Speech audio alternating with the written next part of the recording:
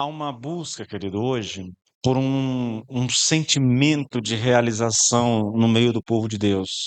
Parece que a fé cristã, ela, ela tem sido buscada, e muito buscada, eu admito isso, mas mais como uma espécie de anestésico para as pessoas.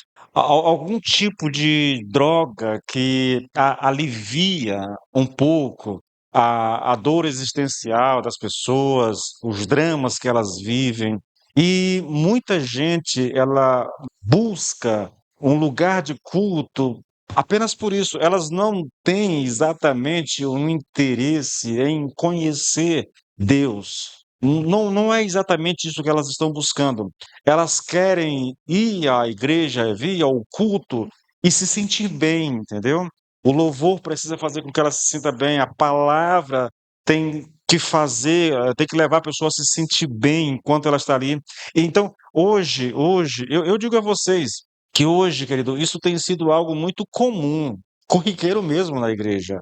As pessoas não estão desejosas de conhecer Deus, de provar realmente de uma experiência com o próprio Deus. Elas querem apenas algum sentimento de bem-estar, de paz, alguma coisa nesse sentido. E me preocupa, irmãos, porque parece que a fé, ela é apenas alguma coisa para essa realidade, para esse mundo.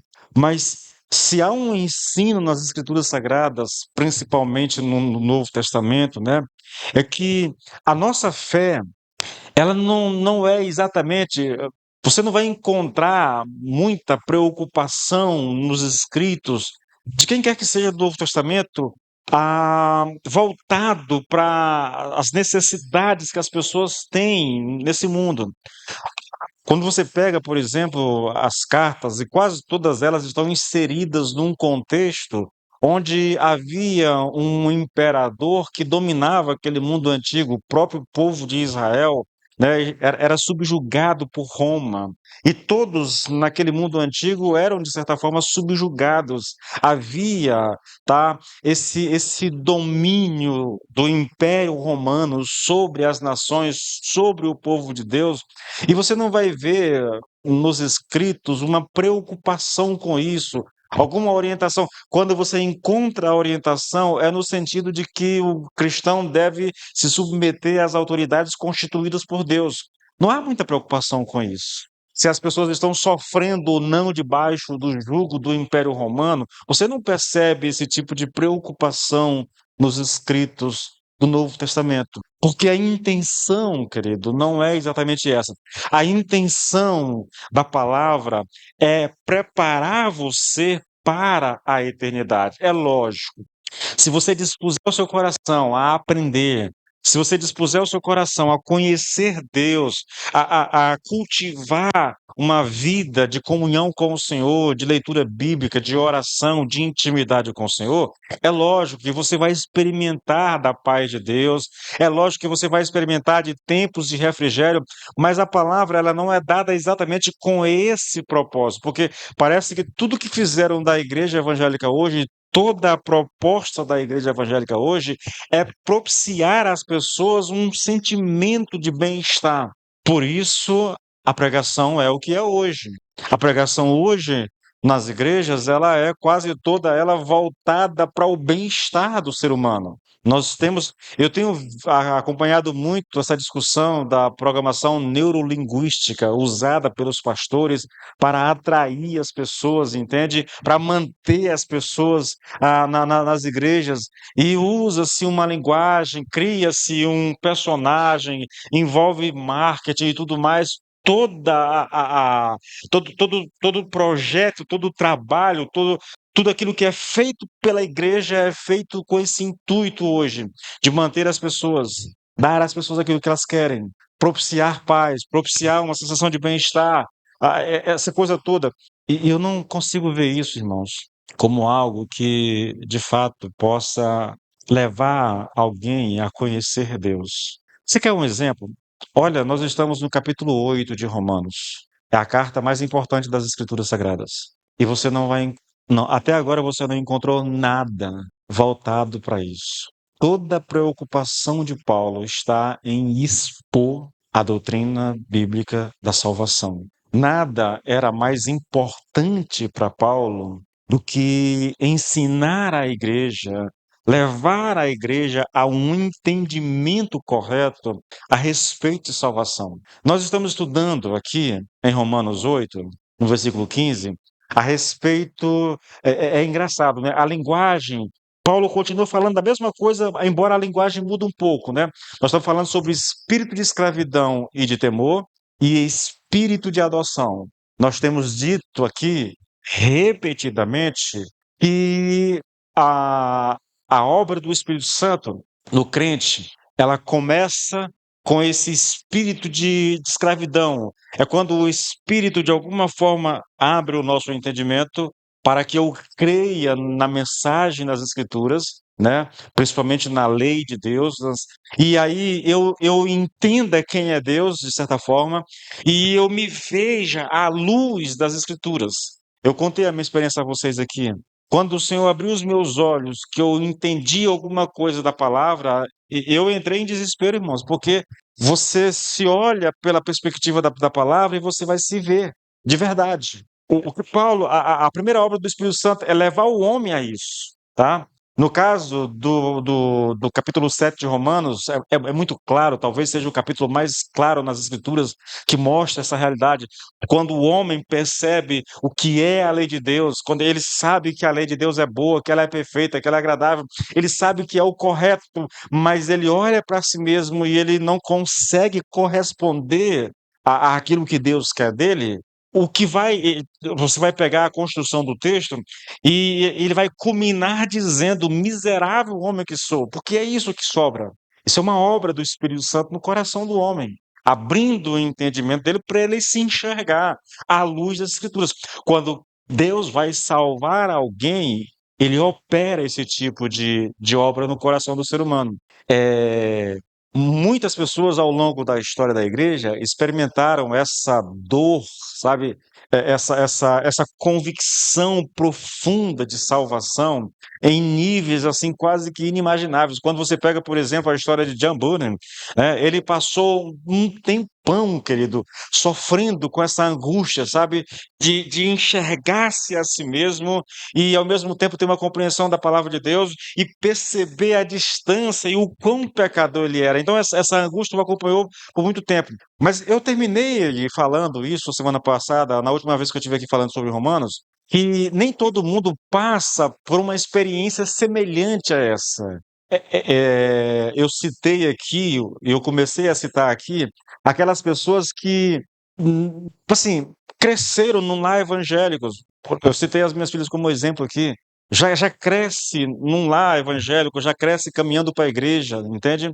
Ou então pessoas que, mesmo não sendo criadas num lar evangélico, elas viveram uma vida com uma certa moralidade, entendeu? Não é aquele exemplo do cara que é beberrão e que estava vivendo a vida na sarjeta e de repente tem uma experiência com o Senhor e é transformado.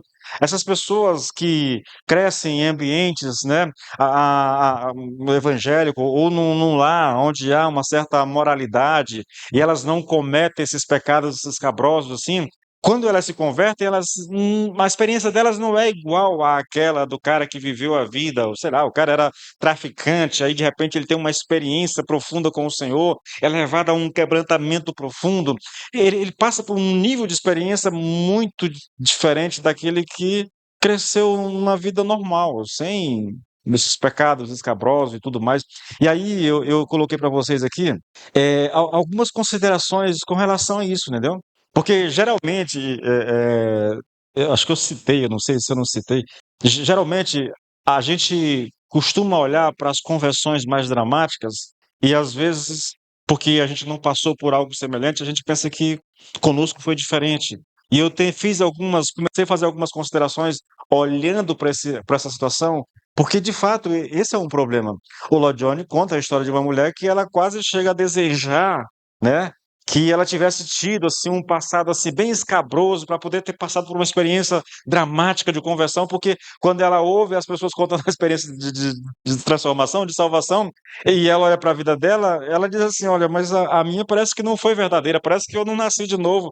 Por quê? Porque ela não teve uma experiência dramática. E aí eu comecei a fazer algumas considerações, porque eu julgo isso bem necessário, querido. Eu julgo isso. Eu disse aqui, né, sobre as pessoas que pensam dessa maneira, que só as experiências mais dramáticas é que vale a pena.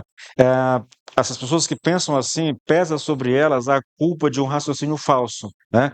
Porque elas estão virtualmente oferecendo um prêmio para o pecado. Eu expliquei isso aqui, tá? Essa ministração, eu vou postar ela amanhã. Eu preguei ela aqui, eu editei ela hoje, eu já subi ela no YouTube, amanhã eu vou postar ela, tá? E aí eu citei um texto daquela mulher que chega na casa de um fariseu e ela derrama, unge os pés de Jesus ali, com óleo, enxuga os pés de Jesus e tudo, né? E o Senhor faz uma pergunta para o fariseu. Estou com um texto aqui, mas eu não quero ler, na verdade, porque o texto é longo. Mas aí a ideia ali, querido, é que algumas pessoas, quando leem aquele texto, né? O Senhor pergunta, né, para o fariseu, olha, tinha dois homens com dívida diferente para a mesma pessoa. Os dois foram perdoados, né? Um tinha uma dívida grande e o outro tinha uma dívida menor. Quem você acha que mais amou e tudo? Aí ele vai dizer, quem tinha a dívida maior. E aí, a ideia ali, a- que aquele texto aparentemente ensina, é que os muitos pecados dela foram perdoados porque ela muito amou. Mas aquele a quem pouco se perdoa, pouco ama. No caso do fariseu, como tinha uma vida mais correta, não precisava tanto. É o princípio que algumas pessoas extraem desse texto. E eu disse a vocês que esse argumento ele é completamente equivocado, na verdade, entendeu? Não, não é esse o argumento aqui, tá? Eu coloquei isso para vocês. Irmãos, eu estou com um texto aqui, mas eu não vou reprisar isso, porque aí eu vou tirar o tempo da ministração de hoje, tá? Mas é porque é um assunto tão interessante para mim que eu dava vontade de reprisar, mas é muito longo e eu não vou reprisar. A segunda consideração que eu fiz aqui foi a respeito, querido, e tem a ver aqui com uma confissão intelectual da fé em Cristo. É, é, é, e eu trabalhei isso bastante com vocês, eu trouxe aqui as quatro leis espirituais, eu mostrei para vocês do perigo dessa questão da conversão intelectual, quando a pessoa confessa a Jesus Cristo como seu Senhor, mas ela não passou por nenhuma experiência com o Senhor, ela não teve convicção de pecado. Alguém disse para ela que se ela aceitasse a Jesus Cristo, ela seria salva. E ela disse, então eu aceito a Jesus, mas ela não teve esse espírito de escravidão e de temor, ela não passou por isso. Ela nem consciência de pecado ela teve. Talvez tenha feito uma oração, né, repetindo a oração de alguém e dizendo que era um pecador, mas ela não tem consciência de que ela é uma pecadora. Ela apenas falou da boca para fora.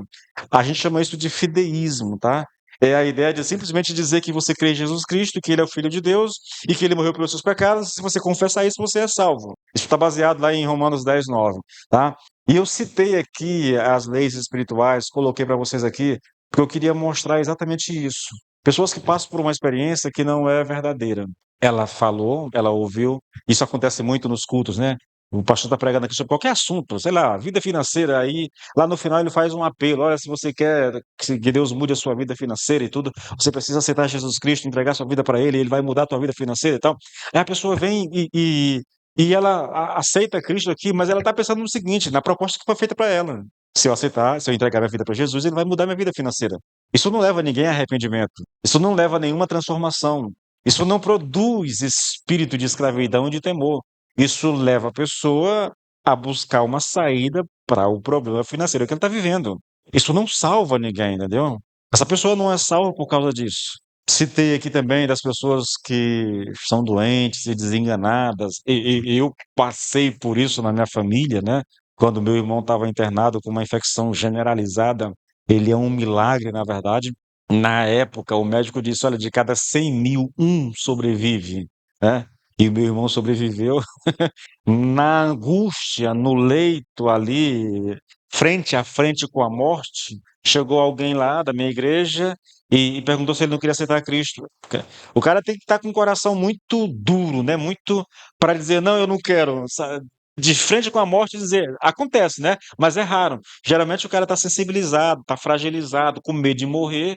Então ele entrega a vida para Jesus, mas ele não experimentou espírito de escravidão e de temor. Ele não teve consciência dos seus pecados. Agora eu sigo daqui, querido, tá? Eu vou tentar seguir daqui. A terceira consideração é que o Espírito Santo, sendo como ele é, o Espírito da verdade e o Espírito da santidade, ele sempre produz um senso de convicção de pecado. E, gente, é muito importante que nós tenhamos consciência disso. Boa parte das pessoas, por causa da forma como pregamos o Evangelho hoje, elas aceitam a Cristo sem nenhuma consciência de pecado. Mas o interessante, querido, é que a obra do Espírito Santo no homem, a primeira obra do Espírito Santo no homem é exatamente convencer ele. O Espírito quem convence o homem do pecado, da justiça e do juízo. A primeira obra do Espírito Santo é gerar convicção, é produzir convicção de pecado. O argumento de Lloyd Jones aqui, baseado no texto de Romanos 8,15, é exatamente essa. Só a pessoa que experimentou essa convicção de pecado é aquela que vai experimentar o espírito de adoção que clama Abba, Pai. Entende? Uma coisa leva a outra. É por isso que muitas pessoas vivem tão incertas com relação à sua salvação. Elas nunca passaram por aquele processo de convicção de pecado e de perdão, consequentemente, entende? Elas simplesmente tomaram uma decisão, fizeram uma decisão, foram movidas por alguma coisa, né? Algum interesse que não era Cristo, ou alguma pregação que não levava as pessoas a entender o Evangelho. E aí essas pessoas vêm para cá sem passar por arrependimento, sem passar por esse processo de convicção de pecado. João 16,7 diz assim: Mas eu lhes digo a verdade, é melhor para vocês que eu vá, porque se eu for o Consolador, se eu não for, o Consolador não virá para vocês. Mas se eu for, eu o enviarei. Quando ele vier, olha o texto aqui, né? Convencerá o mundo do pecado, da justiça e do juízo. Como é que o Espírito Santo pode levar, querido, ou nos levar a Deus sem produzir em nós alguma impressão, alguma ideia da santidade de Deus, da glória de Deus, da majestade de Deus, da retidão ou da justiça de Deus, tá? É isso que eu quero que vocês entendam. Quando eu estava lendo as Escrituras na minha casa sozinho, sem auxílio de ninguém, eu pude perceber um pouco da questão da santidade de Deus. Veja, eu não era uma pessoa religiosa, eu não queria nem saber de igreja, muito menos evangélica, né? Não queria saber. E em casa, sozinho, lendo as Escrituras, eu fui convencido disso. Convencido de que eu era um pecador, mesmo, convencido não por um argumento meu, porque eu não sabia nada de Bíblia, né? Eu estava lendo ali pela primeira vez a Bíblia e eu tinha essa consciência, essa certeza absoluta. O que eu dizia era exatamente isso: se isso aqui é verdade, eu estou ferrado. Se isso aqui é verdade, eu estou ferrado. Porque eu conhecia a minha vida, eu sabia o que eu vivia. E foi isso que me levou, na verdade, a conhecer Cristo. Quando o Espírito Santo, querido, revela, né, a Deus e o seu caráter, tá? Ele está, de certa forma, revelando também a nós. Quando eu tenho uma consciência do caráter de Deus, automaticamente, querido, eu terei uma noção de quem eu sou. Essa revelação, ela invariavelmente ela vai produzir em nós um sentimento de escravidão e de temor. Produz convicção de pecado. Eu vou repetir isso aqui, irmãos, porque eu acho isso aqui interessante. Sempre que alguém se achegar um pouco mais a Deus, ou vou refazer, toda vez que alguém se achega a Deus, se aproxima de Deus, ele terá uma consciência maior do seu pecado. A gente pensa que assim, eu vou me aproximar de Deus e eu vou me sentir mais santo. Não, você vai se aproximar de Deus e vai se sentir mais pecador. Essa é a verdade. Eu vou te dar exemplos, querido, para que você entenda o que eu estou falando e para não parecer que eu estou exagerando. Isaías capítulo 6, a partir do versículo 1 diz assim: No ano da morte do rei Osias, eu vi o Senhor assentado sobre um alto e sublime trono, e as abas de suas vestes enchiam o templo. Serafins estavam por cima dele, cada um tinha 6 asas, com duas cobria o rosto, com duas cobria os pés e com duas voava. E clamavam uns para os outros, dizendo: Santo, Santo, Santo é o Senhor dos exércitos, toda a terra está cheia da sua glória. Os umbrais das portas se moveram com a voz do que clamava, e o templo se encheu de fumaça. fumaça. Então eu disse: é o profeta Isaías, que é um sacerdote da linhagem sacerdotal, um homem que cresceu servindo ao Senhor no templo. Quando ele viu Deus, a reação foi essa aqui: ai de mim, estou perdido, porque sou um homem de lábios impuros e habito no meio de um povo de lábios impuros, e os meus olhos viram o Rei, o Senhor dos Exércitos. Entende? Ele tem uma revelação da glória de Deus. A primeira coisa que ele vai perceber é o estado do seu coração. É impressionante isso, irmãos. E a pergunta é, né, o que teria produzido esse sentimento no profeta, né? Foi que de repente ele teria cometido alguns pecados especiais? Não, não foi isso. Não. O que nos leva à convicção de pecado, querido, não é o número de pecados que nós cometemos, é a visão da santidade de Deus. Quando nós nos aproximamos da luz, nós percebemos muitas vezes, querido, a escuridão que há em nós. A mulher que chega para o Senhor e está ali ungindo os seus pés, enxugando os seus pés com o cabelo, ela não é que ela era mais pecadora em si do que o fariseu. Ela tinha uma consciência dos seus pecados. O fariseu, por mais pecador que fosse, hipócrita que era, se você ler o Novo Testamento, você vai perceber exatamente isso. Como eles eram hipócritas. Jesus chama eles de sepulcros caiados. No entanto, por fora, externamente, aparentemente, santos. Esses homens não tinham consciência dos seus pecados. Aquela mulher tinha consciência. Está aqui o sacerdote Isaías, profeta e sacerdote. Um homem que cresceu no tempo, um homem de Deus, santo, mas quando ele se depara com a glória de Deus, querido, a reação é impressionante. Mas isso não acontece, irmão, só com. Você vai encontrar isso lá em Juízes, na história de Gideão, quando ele se dá conta. Quando o Gideão viu que era o anjo do Senhor, Juízes 6:22, disse: ai de mim, Senhor Deus, pois eu vi o anjo de Deus face a face. É um grito, irmãos, de desespero, de medo. Você vai ver a mesma coisa em Apocalipse 1:17. Agora, João, o apóstolo, né? Quando vi, quando vi cair aos seus pés como morto, ele, porém, colocou a mão direita sobre mim e disse: não tenha medo, eu sou o primeiro e o último. Medo. O apóstolo João, que estava preso por causa da palavra de Deus, na hora que ele viu Cristo crucificado ou glorificado, ele cai como um morto, com medo, irmãos. Por quê? Porque ele viu Deus, ele viu a glória de Deus. É sempre assim, querido. Quando uma pessoa começa a buscar o Senhor, isso é interessante, ó. Eu estou falando aqui e uns pensamentos me vêm à mente.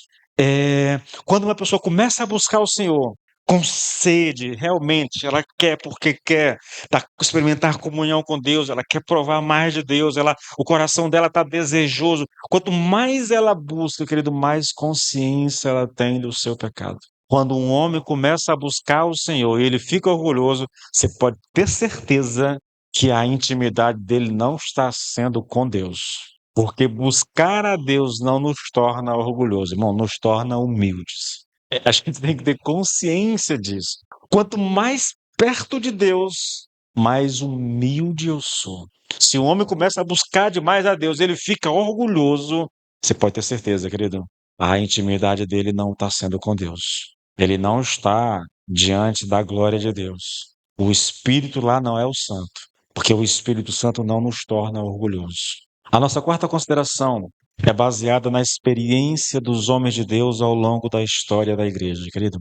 A experiência deles é que quanto mais o Espírito Santo opera neles, vamos me repetir agora, tá?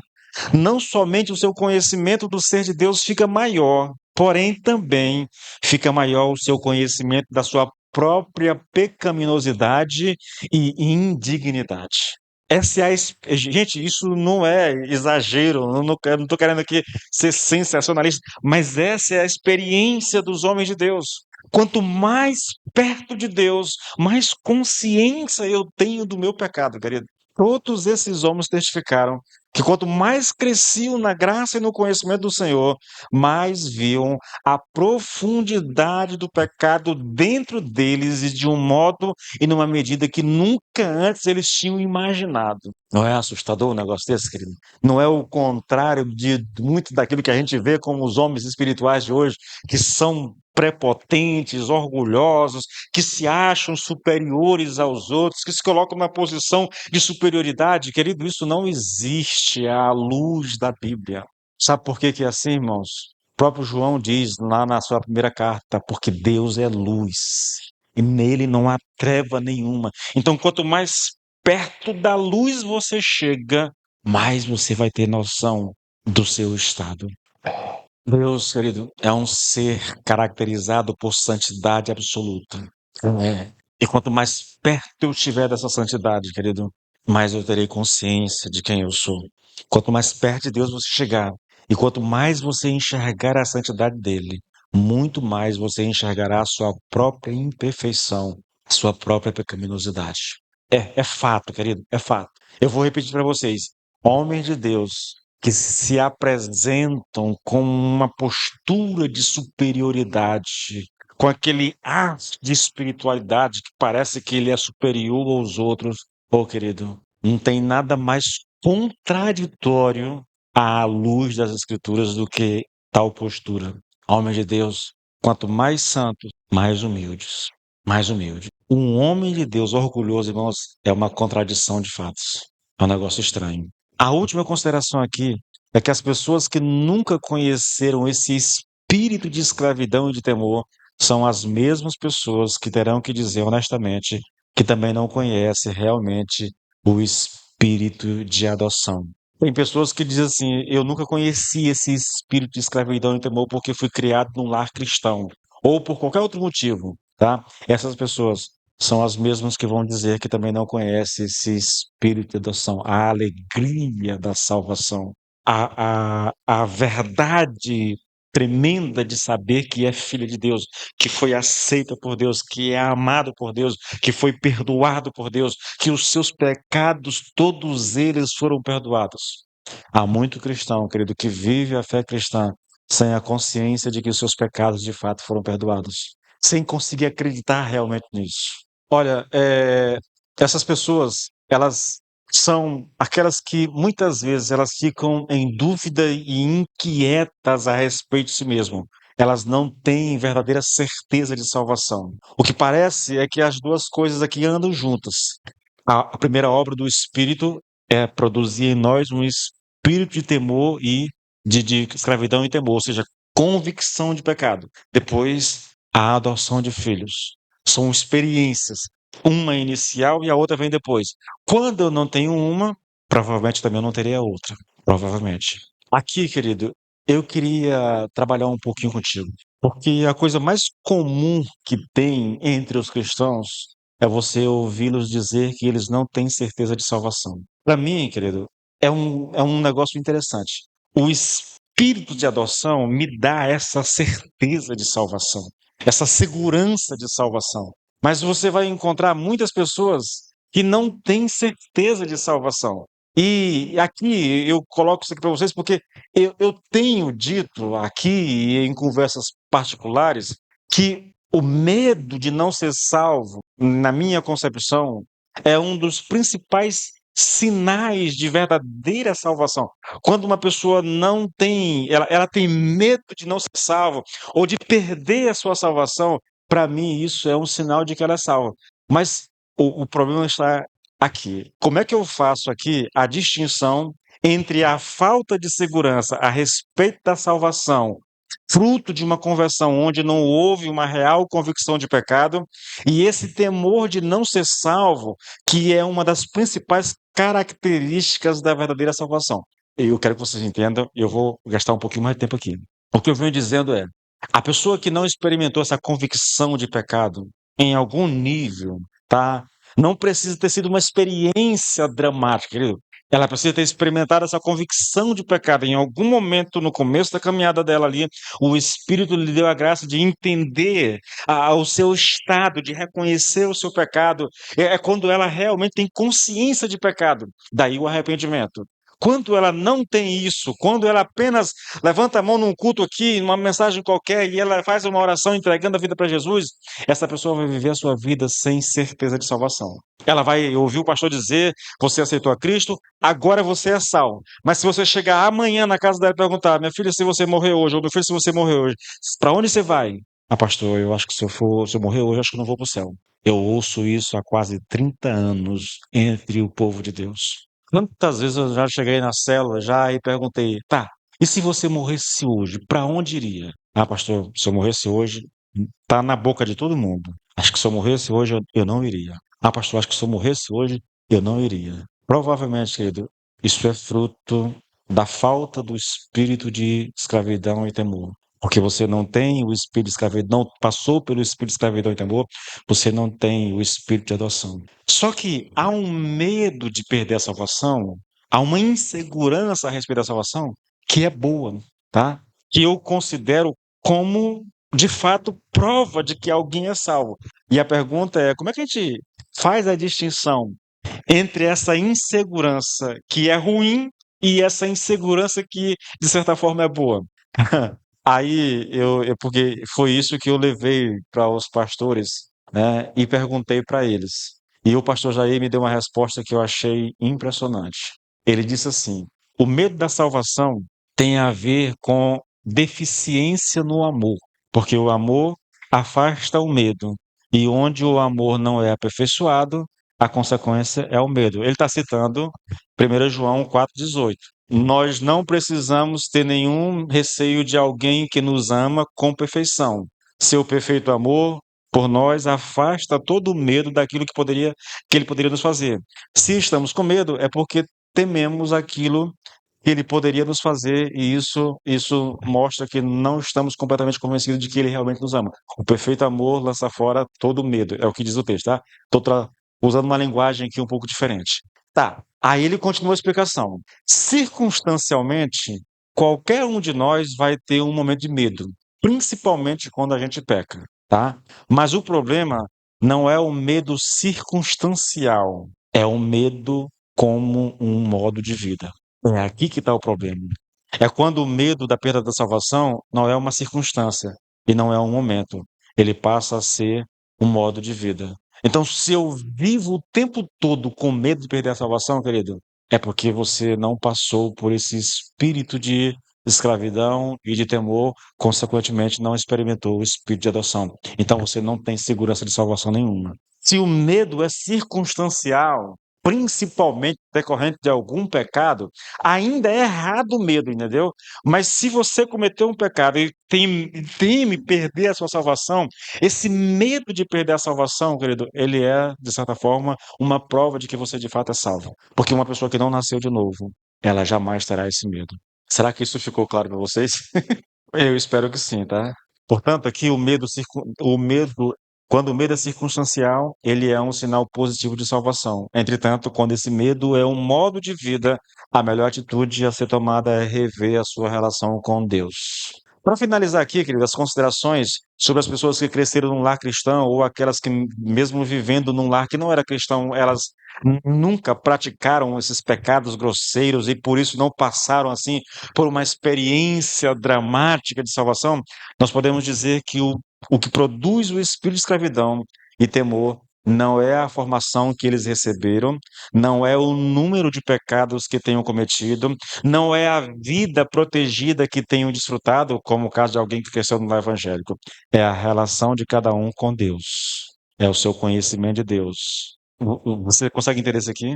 O que produz o espírito de escravidão e de temor é o conhecimento de Deus. É quando você se depara com o caráter de Deus. Foi o que aconteceu comigo. Sem frequentar a igreja, sem ir, nem para a católica eu não ia, na verdade, nem para igreja nenhuma, entendeu? Eu era um à toa. Mas quando eu me deparei com as Escrituras, com o caráter de Deus, querido, então o Espírito gerou em mim esse espírito de escravidão e temor. E eu concluo dizendo assim, querido, que o que sucede é que aqueles que estão mais conscientes da sua pecaminosidade, aqueles que estão mais conscientes do amor e do perdão de Deus, não são necessariamente os que tinham sido bêbados ou assassinos ou adúlteros, são aqueles que positivamente têm maior conhecimento de Deus. O que determina o senso de pecado e o senso de perdão é o nosso conhecimento de Deus. Eu vou repetir aquilo que eu disse lá no começo, irmãos. Tem muita gente na igreja que não conhece Deus. Elas estão na igreja como um viciado. A igreja é para elas aquilo que a droga é para um viciado. Eu sei que eu vou parecer ser ofensivo, mas é essa a impressão. Elas estão buscando algum tipo de sensação de bem-estar. É isso que elas procuram. Elas vêm aqui para se sentir bem. Elas vêm aqui para sair daqui um pouco mais leve, sabe? Mas elas não vêm porque querem conhecer Deus. Elas não vêm porque querem aprender de Deus. Elas querem alguma coisa que as emocione, entendeu? Alguma coisa que faça correr aquele ventinho frio na espinha dorsal, é alguma coisa nesse sentido. Não há uma busca por conhecimento de Deus. Não há uma disposição, querido, de parar para ouvir a palavra dizendo assim: eu quero aprender, eu quero conhecer Deus. Porque eu conheço Deus por meio da pregação da palavra, irmãos. O fato é esse. Eu conheço, nós só temos uma fonte segura de conhecimento de Deus. E a fonte é a palavra. O nosso texto diz: porque vocês não receberam um espírito de escravidão para viverem outra vez atemorizados, mas receberam o espírito de adoção por meio do qual clamamos Abba, Pai. Sabe quem pegou essa ideia, espírito de escravidão e temor e espírito de adoção, e ele entendeu isso? Foi um homem chamado. Ele é, talvez, querido, o maior evangelista que a Inglaterra, que a Grã-Bretanha já conheceu. Um homem chamado George Whitefield, tá? Ele escreveu o seguinte: ele disse assim: olha, primeiro ouvimos a voz de Moisés, ouvimos a voz da lei, tá? Não há como ir ao Monte Sião, senão pelo caminho do Monte Sinai. Essa é a estrada certa. Sei que alguns dizem que não sabem quando foram convertidos. São muitos poucos, eu creio. Geralmente, aliás, quase sempre, posso dizer, Deus trata disso de diferentes maneiras. Alguns, de fato, são chamados pelo Senhor mais cedo que outros, mas antes de serem habilitados a verem a glória de Deus, eles necessitam ouvir a voz da lei. Portanto, você precisa ouvir a voz da lei antes de ser chamado salvadoramente por Deus. O que ele está dizendo aqui era o que Spurgeon dizia de maneira mais pictória, mais, é pictória? Mais espalhafatosa, mas ele dizia assim que a lei são 10 canhões de Deus apontado para o pecador, entendeu? Toda vez que você cita um mandamento da lei, está falando dos 10 mandamentos lá, é como se um canhão estivesse apontado para você. É o que ele está falando aqui. Para eu me achegar a Deus, ó, é a ideia, né? Para você chegar no Monte Sião, que é o Monte Sião, gente? É onde está Jerusalém, onde está o templo. Para você chegar no Monte Sião, primeiro você tem que passar pelo Sinai. O que é o Sinai? O Sinai é o lugar onde Deus deu a lei a Moisés. Então, antes de eu conhecer a graça de Deus, eu preciso me encontrar primeiro com a lei. É uma linguagem interessante para falar de espírito de escravidão e temor, o Monte Sinai, a lei de Deus dada por Moisés e o espírito de adoção, que é o Monte Sião, o lugar do templo da manifestação da glória de Deus, onde o Senhor salva e liberta. Ele está usando a mesma linguagem. Esse foi provavelmente o maior evangelista, eu não diria só da Inglaterra, irmãos. Se um dia você tiver à disposição para ler, tem uma biografia sintetizada dele, leia, querido, e você vai encontrar um homem que literalmente chorava pelos perdidos. Mas ele pregava, irmãos, e ele fazia muito apelo, tá? Ele, nesse aspecto, ele fazia muito apelo. Porque as pessoas não respondiam aos apelos que ele fazia, ele ia às lágrimas. Não era teatro, não, sabe? Era um coração que se quebrantava com a dureza do coração dos outros. E ele chorava copiosamente pela dureza do coração das pessoas, porque elas estavam resistindo ao amor de Deus. George Whitefield. É uma biografia fascinante, querido, fascinante. Bom, até aqui, moço, a gente olhou basicamente o lado negativo dessa mensagem, porque vocês não receberam o espírito de escravidão para viverem outra vez atemorizado. Agora eu quero chamar sua atenção um pouco para o lado positivo. A ideia de que vocês receberam o espírito de adoção por meio do qual clamamos Abba Pai. A intenção aqui de Paulo, querido, é afirmar que aqueles que são filhos de Deus foram libertados do espírito de escravidão e de temor. Olha o que o texto diz, irmãos. Porque vocês não receberam outra vez, tá? O espírito de escravidão para viverem atemorizados. Ou porque vocês não receberam o espírito de escravidão para viverem outra vez. Isso já aconteceu. Agora vocês receberam o espírito de adoção. A ideia é, houve um momento na vida de vocês em que vocês receberam o espírito de temor e de escravidão. Agora, vocês não precisam mais disso. Agora vocês foram libertos desse espírito de escravidão e temor e receberam o espírito de adoção. Esse é o ensino de Paulo aqui, tá, querido? É isso que ele está falando aqui. O cristão é alguém que uma vez teve esse espírito de escravidão e temor, mas agora não tem mais. Ele foi liberto disso. O espírito de escravidão deu lugar ao espírito de adoção. E a intenção aqui do apóstolo com esse texto é exatamente dar segurança de salvação aos cristãos, tá? E ele aponta aqui como um dos mais poderosos elementos de prova, né, é que a pessoa ela não tem mais. Se você quer saber se você é salvo, quer ter segurança de salvação, é que você não tem mais esse espírito de temor e de escravidão. Ele desapareceu, na verdade. Portanto, o ponto importante aqui é que o cristão, o filho de Deus, ele não tem mais esse espírito de escravidão e de temor. Ele foi liberto disso. Por isso que eu coloquei para vocês que alguém viver com medo de perder a salvação, medo de não ser salvo, não é normal. Circunstancialmente, a gente até entende como algo bom, mas viver com esse medo, isso não é normal. Por quê? Porque nós somos libertos desse espírito de escravidão e temor e recebemos um espírito de adoção. O espírito de adoção nos traz essa segurança de salvação, essa certeza de salvação. Bom, a impressão aqui, querido, é que Paulo está aqui inserindo uma ideia completamente nova com esse texto. Mas o fato é que ele está apenas repetindo o que ele já havia dito em capítulos anteriores. Até aqui, Paulo não tinha falado de espírito de escravidão e espírito de adoção. Ele tinha dito a mesma coisa, mas com uma linguagem diferente. E eu quero mostrar para vocês, porque parece que ele está inserindo algo completamente novo aqui. Veja, irmãos, olha só. Eu vou chamar a sua atenção para o texto logo, tá? Eu vou chamar a sua atenção. Veja, justificados, pois, mediante a fé, temos paz com Deus por meio do nosso Senhor Jesus Cristo. Você percebe a linguagem aqui? Justificados, pois, mediante a fé, temos paz com Deus. Ele está falando aqui desse espírito de adoção. Se alguém tem paz com Deus, ele não pode ter ao mesmo tempo o espírito de escravidão e de temor. Então, quando Paulo usa essa linguagem de que nós somos justificados pela fé, ele está se referindo, de certa forma, a esse espírito de adoção. Você quer ver um outro texto interessante? Versículo 2. Eu li o versículo 1 do capítulo 5, agora o versículo 2. Pelo qual obtivemos também acesso pela fé a esta graça na qual estamos firmes e nos gloriamos na esperança da glória de Deus. É o mesmo ensino. Aqui o homem que se gloria na esperança da glória de Deus não está mais sob um espírito de escravidão e de temor, tá? De forma alguma.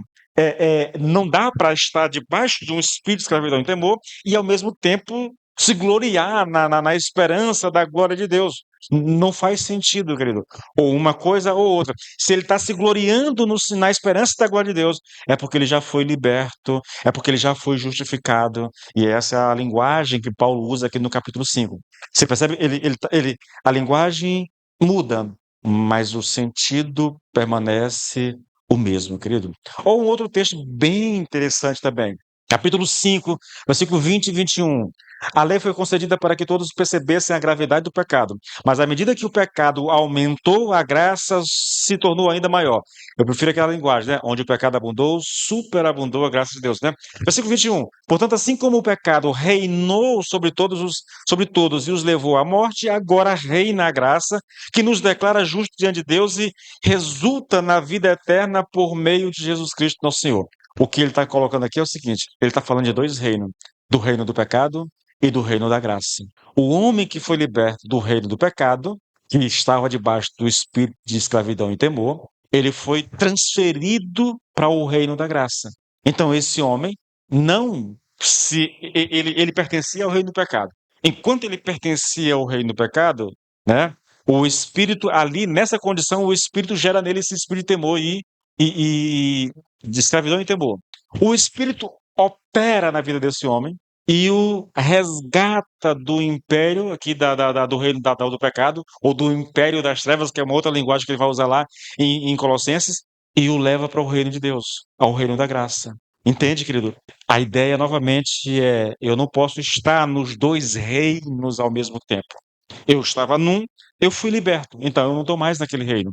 É a mesma ideia, o mesmo conceito, usando uma linguagem diferente, mas ainda, querido, falando a mesma coisa. Ou, se você preferir, Romanos 6,14, porque o pecado não terá domínio sobre vocês, pois vocês não estão mais debaixo da lei, e sim da graça. Quando o Senhor nos liberta, querido, ele diz, quando o Senhor Jesus nos salva, a Bíblia diz que nós somos libertos, somos tirados nós saímos de debaixo do pecado, nós saímos da escravidão da lei, nós fomos libertos do reino do império das trevas. São linguagens metafóricas usadas para falar dessa libertação, tá? De uma situação que nós estávamos e que o Senhor nos tirou e nos transportou. Lá em Colossenses, a ideia é: nós somos arrancados do império das trevas e transportados para o reino de Deus.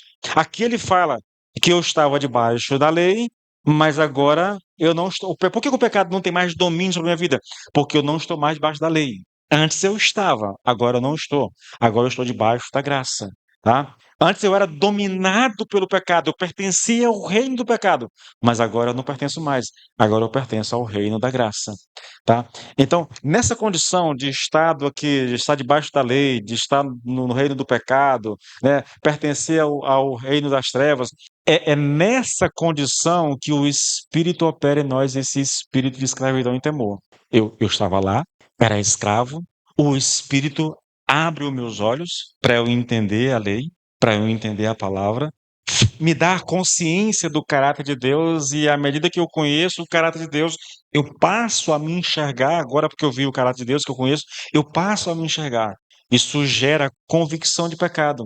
Isso gera um entendimento de que Deus é santo e eu sou um pecador. É uma obra do Espírito. Essa obra tem a finalidade de me levar à salvação, ao espírito de adoção. São tantos os textos aqui, querido. Deixa eu pegar um outro texto que é bem interessante, uma linguagem um pouco diferente, mas o Paulo coloca isso de maneira muito magistral. Em Gálatas capítulo 4, a partir do versículo 1, ele diz assim: olha, digo, porém, o seguinte: durante o tempo em que o herdeiro é menor de idade, em nada difere de um escravo, mesmo sendo o senhor de tudo, mas está sob tutores e curadores até o ponto predeterminado pelo pai. Assim também nós, quando éramos menores, estávamos escravizados aos rudimentos do mundo, mas quando chegou a plenitude do tempo, Deus enviou seu filho nascido de mulher, nascido sob a lei, para resgatar os que estavam sob a lei, a fim de que recebêssemos a adoção de filhos. A mesma coisa, querido, tá? E porque vocês são filhos, Deus enviou o Espírito de seu Filho ao nosso coração, e esse Espírito clama: Abba, Pai. Assim você já não é mais escravo, porém filho, e sendo filho também é herdeiro de Deus. Ele está usando a mesma linguagem, tá? De uma forma um pouco diferente. Sabe um texto bem interessante, que eu gosto muito? Hebreus 12. Hebreus 12, a partir do 18. Eu vou ler numa tradução bem mais contemporânea. Irmãos, percebam aqui eu vou voltar para aquela linguagem lá de George T. Field, sabe? Monte Sinai, Monte Sião. Olha só, vocês não tiveram de ficar face a face com o terror, o fogo ardente, a escuridão, as trevas e uma terrível tempestade, como os israelitas no monte quando Deus lhes deu a sua lei. Do que ele está falando aqui? Ele está falando de quando Deus apareceu para os judeus lá no Monte Sinai. Êxodo 19, se não me engano, sabe? É quando o Senhor aparece para o povo. No monte, as nuvens, os raios cortando, a terra tremendo. Ele está falando disso. Vocês não tiveram de ficar face a face com isso. Pois houve, aí ele vai continuar, pois houve um toque de trombeta e uma voz com uma mensagem tão terrível que o povo rogou a Deus para que parasse de falar. Eles recuaram, atordoados diante da ordem de Deus, de que até mesmo um animal que tocasse na montanha deveria ser apedrejado. O próprio Moisés estava tão amedrontado com aquela visão que tremia de medo. Vocês, contudo, chegaram até o Monte Sião, à cidade do Deus vivente, à Jerusalém celestial, à reunião de milhares de anjos jubilosos e à igreja dos filhos mais velhos, composta de todos cujos nomes estão escritos no céu. Ele está usando a mesma linguagem, irmãos. Monte Sinai, espírito de escravidão e temor. Monte Sião, lugar de salvação, onde estão os filhos de Deus. Tá? É bem interessante, querido. esses textos, assim, eles trazem, assim, uma clareza para a gente da obra de Deus, de como que foi feito, do que Deus realizou, na verdade. O Monte Sinai e Monte Sião, irmãos, Paulo tá, o autor de Hebreu aqui, que na minha concepção é Paulo, tá? Quem quiser discordar, discorde. A primeira obra do Espírito Santo, querido, em nós foi produzir esse espírito de escravidão e temor, tá? É a convicção de pecado. A obra posterior dele é nos livrar desse espírito de escravidão e nos conceder o espírito de adoção. Tudo isso aqui, querido, que eu estou colocando para vocês, é só para enfatizar uma coisa simples. Simples. O cristão é alguém que foi liberto do espírito de escravidão e temor. Eu não sei a tua experiência, eu não sei como foi exatamente a tua conversão. Eu não sei como é que se deu isso, primo. Mas eu preciso perguntar. Eu não sei se você vai lembrar. Você lembra na tua experiência de conversão de ter passado por essa convicção de pecado? Não precisa exatamente, querido, ter sido na experiência de conversão. Porque o que eu acredito, tá, e defendo, eu não concordo com os apelos que são feitos, né? Eu praticamente não faço apelo. Domingo eu tinha uma oportunidade muito boa de fazer apelo, mas eu optei por não fazer, na verdade, não é muito meu estilo. Primeiro porque eu fico receoso de que a mensagem não seja suficiente, de que, não sei, eu não gosto muito da ideia do apelo, tá? Mas também não sou contra quem faz. Se a pessoa quiser fazer, até aqui dentro, se alguém quiser fazer, eu não me importo. Eu, particularmente, tenho dificuldade de fazer, entendeu? Porque eu tenho um pensamento. Talvez eu tenha que rever isso, né? O pensamento é, às vezes a pessoa vem para cá e ela não nasce de novo quando ela vem para cá, quando ela aceita Cristo. Mas à medida que ela levantou a mão e se dispôs a caminhar conosco, ela se abre para o ensino da palavra. E pode ser que na caminhada, né, aprendendo a palavra, ela passe por essa experiência de convicção de pecado. O meu receio, é por isso que eu digo a quem vem aqui à frente, que eu venho orar, entregando a vida para Jesus, eu digo, isso aqui não é garantia de salvação. Irmãos, eu já disse isso aqui em cima, para alguém que estava aceitando a Cristo. Isso não é garantia de salvação. O fato de você dizer que quer aceitar a Cristo, quer se converter, de fazer uma oração, isso não te dá salvação. Eu preciso ser honesto com as pessoas. É possível que na caminhada, talvez no discipulado, o Senhor faça uma obra e abra o entendimento da pessoa e ela tenha essa consciência de pecado. O, a obra de Deus em nós, querido, essa convicção de pecado, ela produz arrependimento. Quando eu tenho consciência do meu pecado, eu sou levado ao arrependimento. Quando uma pessoa aceita Cristo sem passar pelo arrependimento, eu não duvido, querido, que na caminhada ela experimente isso. Mas eu duvido que aquela experiência tenha sido uma experiência real de salvação. Eu não posso negar isso a vocês, omitir isso a vocês, é o que eu acredito. Eu prego, eu ensino sobre isso. Eu oro, querido, no sentido de que todos nós tenhamos essa consciência mesmo de que nós somos filhos de Deus. E lembrando que essa experiência de convicção de pecado, irmãos, ela é muito relativa. Ela é muito relativa. Não precisa ser exatamente a mesma experiência para todos. Cada uma tem a sua experiência. O grau de convicção é muito relativo. Mas é importante que tenha acontecido em algum grau na vida do cristão.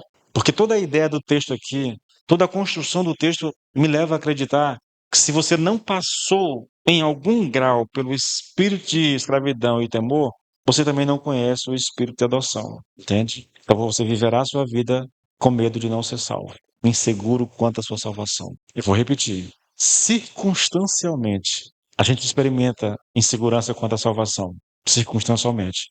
Mas se isso é um modo de vida, aí tem alguma coisa de errado, irmãos. Eu tenho um pensamento que funciona mais ou menos assim.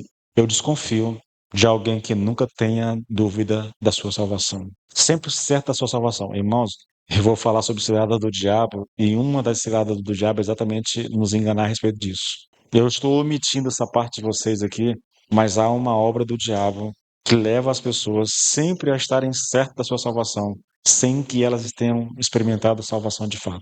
A gente tem que ter cuidado com isso. Tem que ter muito cuidado com isso. Tá bom? A gente vai parar por aqui. Semana que vem a gente segue aqui em Romanos. Eu vou dizer a vocês, querido, é um texto que a gente precisa ler, reler. São mensagens que a gente precisa ouvir e ouvir de novo, entendeu? Tentando compreender, tentando entender. Veja, eu estou falando muito de espírito de escravidão e temor. espírito de adoção, explicando o que que é isso, mostrando essa mesma linguagem em outros capítulos, em outros livros da Bíblia, né? Não é a mesma linguagem, mas é o mesmo sentido, é a mesma verdade, dita de forma diferente, com a intenção de fazer com que você entenda o que está sendo ensinado. Eu espero realmente que você entenda o que nós estamos ensinando, tá bom? Vamos colocar de pé.